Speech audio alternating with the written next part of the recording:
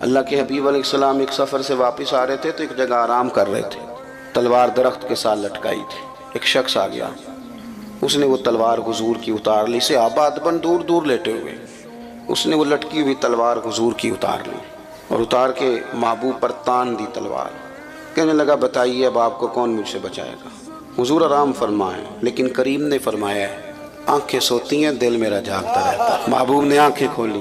اب میں تقریر کر رہا ہوں نا تو آپ سن رہے ہیں، تو یہ بڑا سادہ سا کام ہے، آسان سا کہہ دینا سن لینا، لیکن اگر کوئی بندہ آ جائے اچانک اور ایسے پستول کر دے چاہے خالی ہو تو جو حال ہوتا ہے وہ آپ غور کر لیں کس طرح کا ہوتا ہے، لیکن وہ جو کیفیت ہوتی ہے نا، مطلب ہاتھ پورا موبائل کی طرف بھی نہیں جاتا بندے کا، وہ کہتا ہے کہ کوئی پتہ نہیں اب کیا بننے لگا ہے۔ یہ مفت کا خوف ہے، اور یہ بڑے کم لوگ ہوتے ہیں جو نڈار ہوتے ہیں، دعویٰ سارے کرتے ہیں، لیکن حضور ہمیں کس طرح کا نظریہ دے رہے ہیں۔ میں بڑی اہم بات آپ جوانوں کو سمجھانا چاہ رہا ہوں، خدا را نکل آؤ یار، اب تو کچی کچی باتیں سن کے نا، وہ کہتے ہیں نا یہ بھی پیر صاحب آئے ہیں تو یہ جناب فلاں مسئلہ اڑ گیا، فلاں مسئلہ اڑ گیا جی، میں نے تو بڑے بڑے لوگوں کو دکھایا جی مجھے، بلکہ اب تو لوگ یہ بھی کہتے ہیں کہ تسی بھی کوئی استخارہ کر کے دسو۔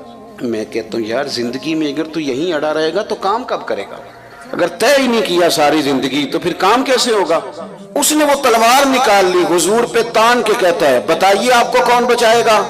حضور لیٹیں، کوئی پریشانی نہیں، آزمائش نہیں۔ جب اس نے دوبارہ پوچھا تو حضور مسکرائے، یہاں مسکرانا کمال ہے، اور مسکرا کے فرمایا مجھے میرا رب بچائے گا، مجھے میرا اللہ بچائے گا۔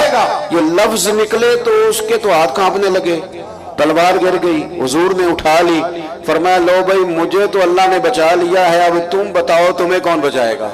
اب وہ بولا، عرض کرنے لگا محبوب میں نے سنا ہے آپ بڑے ہی معاف کر دینے والے ہیں۔